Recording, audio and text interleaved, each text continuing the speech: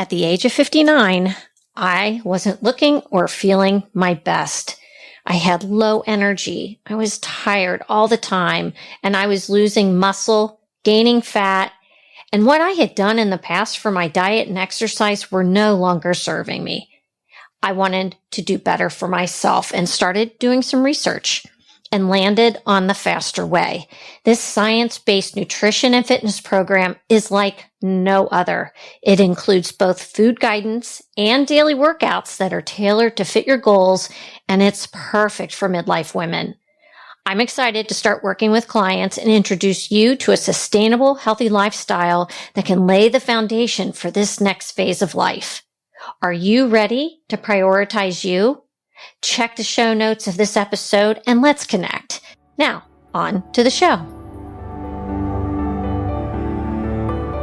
Health, wellness, fitness, and everything in between.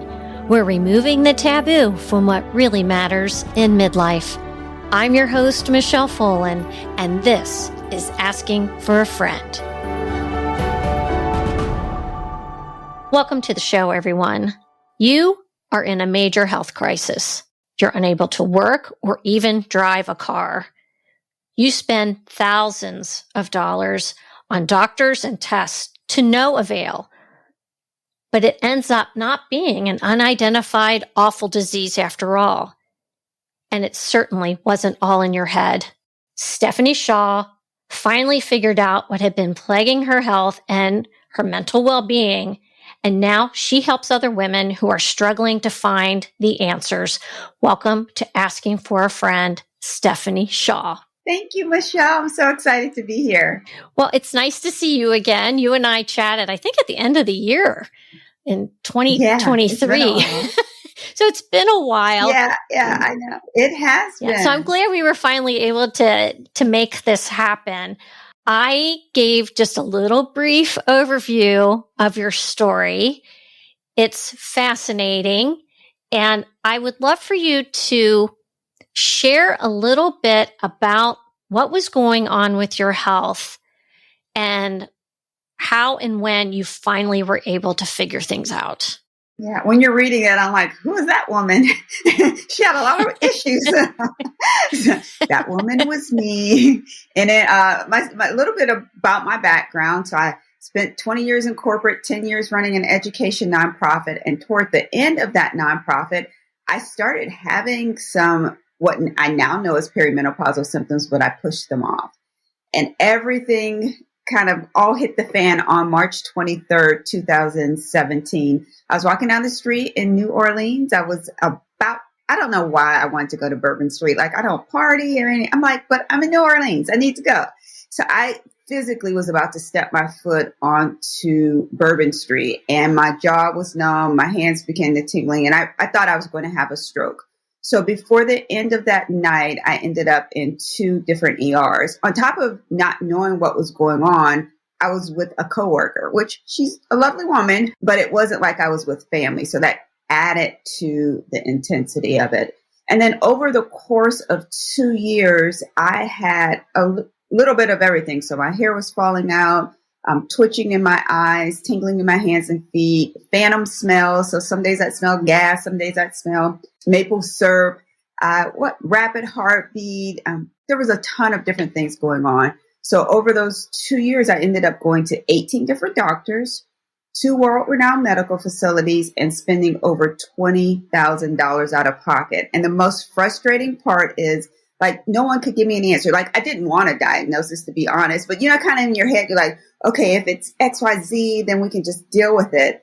It was, not only was it bad, it was different every day. So I was confusing the doctors and confusing myself, which ultimately led to anxiety and to me not being able to drive for about 2 months. So I was dependent on my husband, my 70-plus-year-old mom, and then my youngest son was still at home. So it was a traumatic 2 years. And during that time, I just really started to go deep on nutrition and what that all looked like. And that's how I was able to get to the other side. Were you feeling dismissed during this time? I mean, were people thinking you were crazy or that this was all in your head? Yeah. So I I was being dismissed, but I wouldn't let myself be dismissed, if you can understand that. So like I went in a doctor's office and I knew they probably assumed I was crazy because like I would go from an ophthalmologist to, which luckily a couple of these people were friends. So they listened to me maybe a little bit more, but ophthalmologist, gynecologist, cardiologist, physical therapist, what's the sports medicine doctor? The Orthopedic? Yeah, I went to an orthopedic surgeon because the stress was sitting on my neck, so I couldn't move my neck back and forth. That's why I wasn't driving.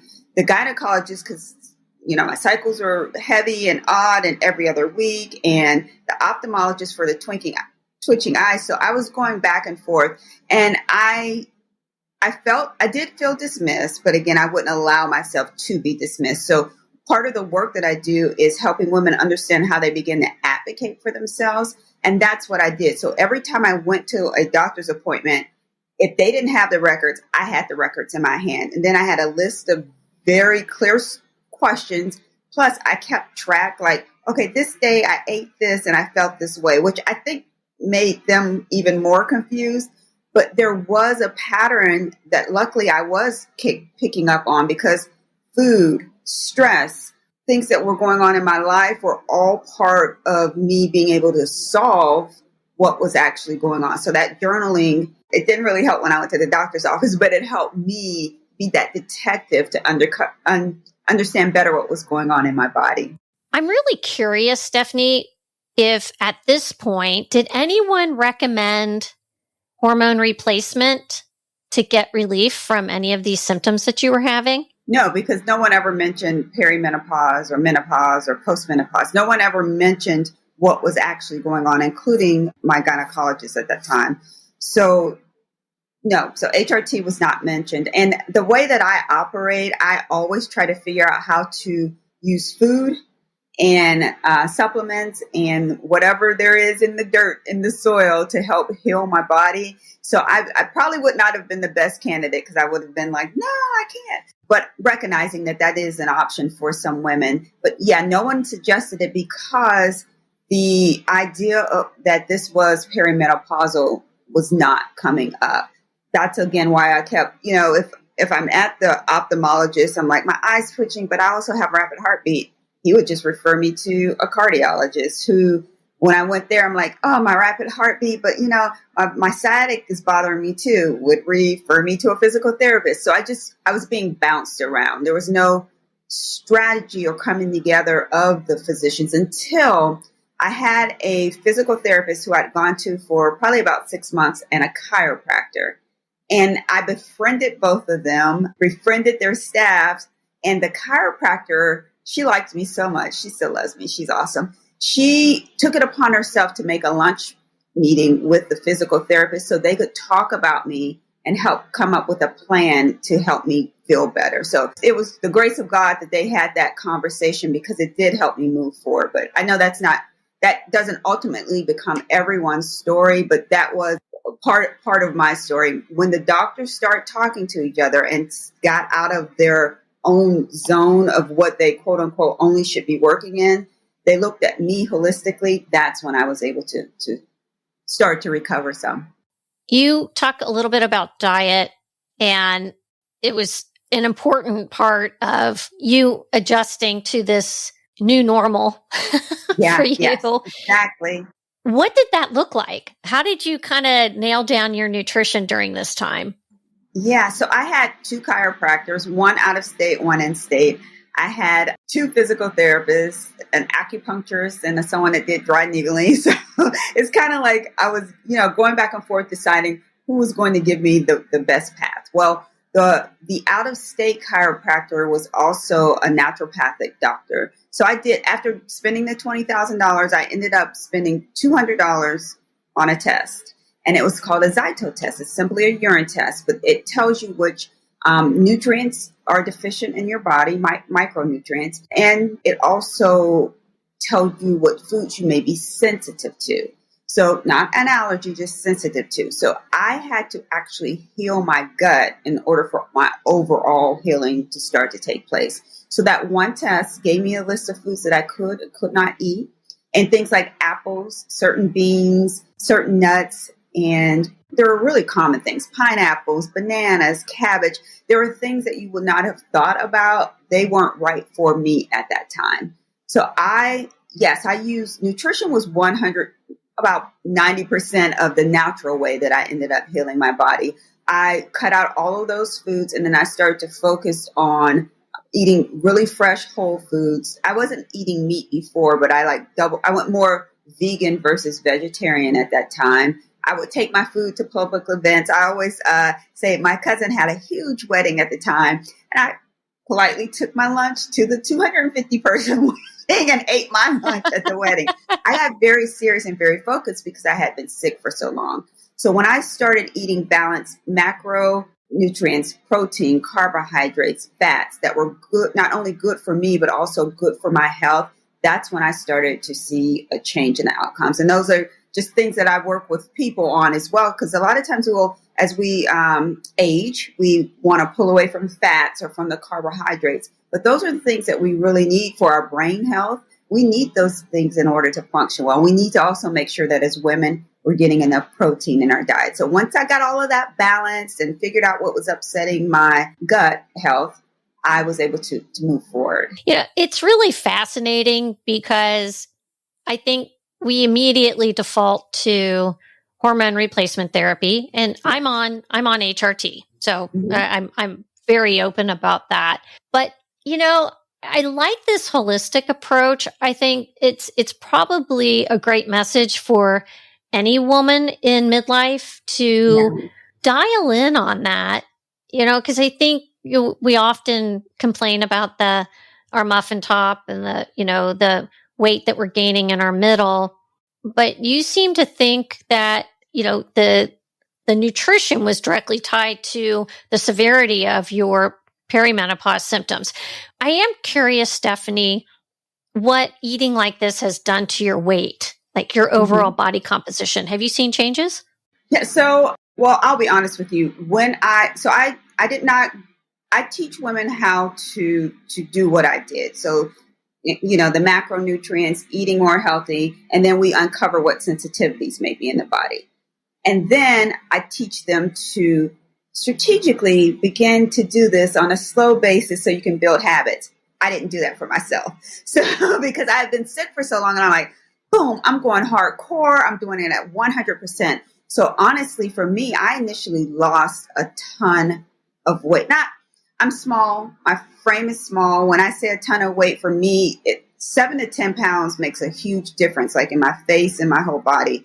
So for me, I'd lost over 10 pounds, to the point that one of my sons called my mom. He's like, I know mom has cancer, but she just won't tell us. We need to know so we can start working through this. That's how my body looked differently. So for me, it allowed me to lose weight. And then I was able to pull everything back together and be a more healthy weight. Right now, I'm it's always that 3-5 pound kind of thing. But what I've also learned is it's not about the 3 to 5 pounds. Like I have now that I feel as if my gut is healed, because my gut is now healed, and I am living a more healthy lifestyle. I'm doing more self-care, journaling, and meditating and so forth. I don't think about, I'll lie if I say I never think about the weight, because my son's getting married this summer. I'm like, oh, I got to fit in a dress. But on the day-to-day, the weight doesn't become an issue, because now I have joy and I have peace, and I'm more calm, and family relationships are better. And my hormones aren't all crazy where I'm like yelling and stressed out. So that is way more important than the weight. And that's why I'd like for everyone to start thinking about that. This is like an amazing time of your life. I'm like, I know when to shut my mouth. You know what I mean? You can solve a lot of problems just by not saying anything. The wisdom that comes along with the age is what I would like for people to start to focus on. But yeah, I've seen some fluctuations in weight, but I try to focus primarily on all of the other benefits that eating this way has brought to me. Yeah, and I love this message, because it wasn't just about healing your gut and finding foods that worked for you, but reducing your stress. Yes. And also speaking your mind, being more forthright about not just your physical issues, but communication with people around you. So, I know I love this. I love this time of life. I wouldn't pass this moment up for anything, right? Now, I do occasionally say that I want to go back to my freshman year in high school because I would probably pick a different, like I would have a naturopathic degree at this point or functional medicine. Like if I would have known all of this back in the 80s, that would have been so amazing. That's the only reason I would go back, only for the education piece. But for everything else, life and everything that's gone on, this right here is the best time of life, I believe. Now, Stephanie, it's never too late. I know. Get that degree. I know. Yes. I mean, I have my master's degree, my MS, but I really would have I wish I would have known about functional medicine back in the 80s. Like, what that? Because back then we thought hippies did it. Those are hippie people. Yeah. They're the smart people. Yeah. Yeah. Yeah. Well, and, I grew up with a dad who was a MD. And even back then in the early years, chiropractic was even kind of voodoo, right? And now it still is to some people. But a lot of the medical doctors that I know refer to chiropractors. So I think we've come, a long way in regard to that. Are you surprised how many women are coming forward and asking for your help and that their stories are so relatable? Yeah, I am. Honestly, that's why I'm doing the work that I'm doing. I hid mine for the entire year. So my immediate family knew. So my husband, my kids, my parents, and my board chair, because I was running a nonprofit at the time. So I let John know, but I'm like, can we not tell anyone that I don't know what's going on with me? And then the employees that I had, of course, they knew because I was at the doctor all the time. And one was on the trip with me. So after I started talking about it and then started to hear other stories, I'm like, man, there has to be, I have to share what happened so that no one else has 2 years. I need to tell you immediately, if you do this, and this, you will not need to have 2 years of a struggle. If you ask these questions when you're at the doctor's office, this can help you move forward. So yeah, I'm very surprised that so many women are having similar issues that I had, and that it's 2024 and we're really just now starting to talk about it at this level. It's sad. I agree. I'm very sad by it. Yes. Yeah, it is. But again, it's because we're talking about it. Halle Berry just this week came forward and said her doctor had told her she had horrible herpes. Yes. And it was actually perimenopause. Yeah. The more that these high profile women come forward and talk about it openly like this, it really does help everyone and open up the discussion. You have a podcast. That saddens me that has to happen. I'm sorry. I was just going to say that saddens me that has to happen. I'm grateful for it, but I'm saddened by the fact that has to happen in order for our voice as women to be heard. We're not listened to enough. So especially when it comes to our health. Correct. And you started a podcast. Yes. It's called Hello Hot Flash. Mm-hmm. When did you decide, okay, I like the coaching piece. Now I feel like a podcast is in order? Yes. So my undergrad degree is in telecommunications. So I've done some TV and radio work in the past. So it felt like a natural fit. And I don't know why, but the more podcasters I listen or talk to one-on-one, they're like, I'm an introvert. I don't know if it's the introvert's way to stay closed off, but yet still have some buddies. I'm not sure why. But so, that's kind of the side in my mind. I'm like, oh, this is an opportunity to meet and engage with people. But also I had started to build a network of women who were really smart. They knew about bioidentical versus compounded HRT. They understood what to do when you had vaginal dryness. They understood all of that stuff. And I thought, if I'm having these conversations with these very intelligent women from around the world, why am I not sharing this information with everyone? So I I'm setting the podcast up, or this podcast is set up so just that happens. So it's not like you only can talk to your gynecologist or your girlfriend now. You have access to all of this very relevant information on perimenopause and also postmenopause. And then just life in general, that information that we need as midlife women. Yeah. And I've looked at, well, I've listened to your podcast, but I've also looked at some of your other episodes as well. And you really do cover the gamut of topics that are super relevant. There was one thing I wanted to back up and talk about, and that is the role of anxiety in perimenopause and menopause, because those heart palpitations are real. Yes. I've had them. I've had them recently. They haven't gone away, even with HRT and being 60. Do you have any suggestions of ways for women to manage that anxiety and that stress that comes with this time of life? Yeah, I think one of the things I didn't do, and I've recommended to quite a few women, is understand where the stress is coming from.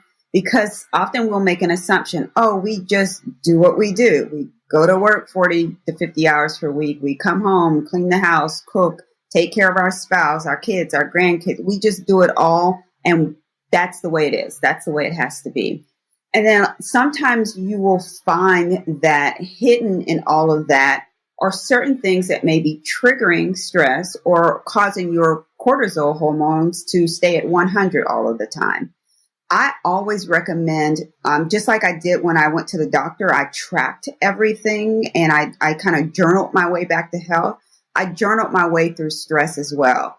When I started to see a pattern, I'm like, oh man, every time I'm in this person's presence or every time this person and I have a conversation, I didn't even realize I had worse sciatic pain like that whole next week or that next day or what have you, because I was, making that comparison. I was finding my own data. So that's what I encourage people to do. First step, figure out where the anxiety is coming from. So my stress was coming from two people. My anxiety was coming because I couldn't figure out why I was sick. But again, I had to map all of that out. And I think one thing that we can do is recognize that, and you guys have heard this 5 million times because it's the buzzword, put on your own oxygen mask first, take care of yourself. But I say it in a joking way, yet it is very serious, because prior to this, I really did think that people who took care of themselves were selfish. Like, I have a story that I clearly remember sitting in the bridal room at our church, and everyone was going around talking about what they did for themselves. Like, one woman went to the movies once a week by herself. One woman went out to get her nails done, not just for her nails, but just so she could get away. I'm like, oh my goodness, they're so selfish. And is their house clean? Are their kids being taken care of? Like, I'm going through all of that, crazy me, and yet they're thriving. So I had to flip that script and recognize the only way that I could thrive is if I started to put some self-care practices in place. So I also recommend that people understand what that looks like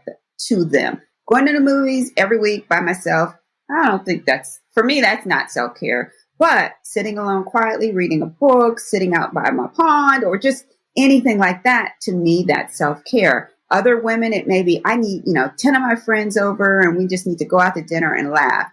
Figure out what self-care really is and then start to implement that. Maybe you can only do it once per month. Then maybe it's every other week. You will see that stress and that anxiety that you have slowly begin to release and slowly begin to go away. It was so crazy. I'm like, oh, why didn't someone tell me this earlier? Just by taking time to myself, I'm like not all stressed out and anxious about everything, because I have those moments where I can actually reflect on what's important. And as it related to stress, I also began having some bold conversations, and I did them strategically. So I didn't just get in someone's face and say, you're making me sick. You make my sciatic hurt and giving me a pain in the neck physically, literally physically. So what I did was understood. I actually sat down, like jotted out where they are in life, where I am. This is what they're going to probably say to me that's going to hurt my feelings. So how am I going to respond? And then I played the role of both people preparing for that conversation. And then when I had the conversation, it went both conversations, they went so smoothly. It's like, it was totally different than just immediately going at someone. So those couple of things for stress and anxiety, I have seen them work for myself and for others as well. We just first have to recognize where it's coming from. I love that idea of my thumbs really hurt. So what is going on in my life right now that is making my thumbs hurt? And actually, that is a true thing that happens to me. When I get super stressed out, I have arthritis in my thumbs, it flares up. And I know it now. I can identify those things, but you almost have to catalog it, journal it, because you may start to see some patterns with that. So this is super great advice, Stephanie. I love this. You obviously are a menopause coach. So how do you work with clients? Yeah, so clients can come to me and we work together for 6 months. And we go through this 4-step process called Meno. So we work on mindset. What does it really like during this time? And how to get you prepared emotionally and physically for the changes that are going to take place over the next 6 months that we're together, and hopefully over your lifetime. Then we focus on exercise, because sometimes people will over-exercise during this time, not exercise at all. They'll do cardio but not lift weights, and talking about why each part has a place and how important lifting weights is for women. And then just start to build really small habits. Our goal is not to run a marathon. Our goal is to walk for 10 minutes per day, initially. And then maybe we're adding a few minutes. And then maybe we're lifting 2 pounds. And then perhaps we get up to 10 pounds. So walking through all of that and then educating women on why it's important. Because people can tell you to do things, but if you don't really understand that, as you age, if you fall, your chances of survival over the first year of falling is X. Or if you're not building strong, healthy bones and your muscles aren't strong and you're not flexible, XYZ can happen, osteoporosis and so forth. So education is really huge. And we talk about exercise. Then nutrition. Again, we talked a little bit earlier about people assuming that they should cut carbs, or that they need to fast for, 20 hours out of the day and so forth. All of our bodies are different, period. And our bodies are different for us than they were when we were 20. So understanding where your body is now and what you can handle. So one of my clients, Lynanne, actually, she was doing that little short window about eat between 6, I think it was noon and 6 p.m. And she was exercising like a maniac. She was working out. She had a trainer and so forth, and could not lose weight for over a year. We did the opposite. So with the E and the N in Meno, we worked on nutrition, had her eating a ton more food, and then pulled back on the exercise. And in 3 weeks, she lost 7 pounds. She's like, I don't know how this happened. I'm like, because you were fighting your body. So educating people on that. And then the last piece of that Meno is optimization. That is so important because, again, we talked about how now this is our power mode. We're wise. We've, raised, a lot of us have raised children. Sometimes we're helping raise our children's children. We've, gone through different relationships. We've had a bunch of bosses we had to tolerate. Like, how do you harness all of that knowledge and information that you now have, and then decide what you're going to do with it? Are you going to change careers? I had a client also that she was like, we were working together. She had an opportunity to retire early. And then she just said, it just feels right now because I have everything else in place. I need to, now that I have more energy and I've lost this weight, I need to live the next part of my life more free and out of this workplace. So optimizing what is going on right then, and then deciding what you want to do with the next chapter, because the next chapter is beautiful. I'm so excited. I'll be 55 this summer. I'm like, woohoo, 55. Oh, you look terrific. And I love your... So when you said 60, I'm like, oh. It's real. It's 60. Real. I know. 55 real. I know. Yeah. And you talk about making changes. I resigned from my job recently. Mm-hmm. Yeah. My last day was a week ago. Oh, wow. Congratulations. And thank you. And I am on to my next little project. And I haven't totally announced it yet, but I just feel much like your client does that, I need this time for me and to do some things that are important to me. I've been working for 42 years and it's time, right? Mhm. And you know it when it's time. Mhm. I may not have been ready to do this even 2 years ago, but I think there's this calling but we have this confidence. Yes, that's At this key. time That of is so life. key. Yeah. Yes. Yeah. And that's the beautiful gift that we're Mhm. given It in is. midlife is that confidence to say, you know what? I can do this. Yeah, yeah. And part of that optimization is building that confidence because while we have it, some women still don't. Like there may not be confidence by what's inside and or what's going on outside. So helping build that confidence. I'm happy you said that. That's all a part of this as well. Yeah. Exciting.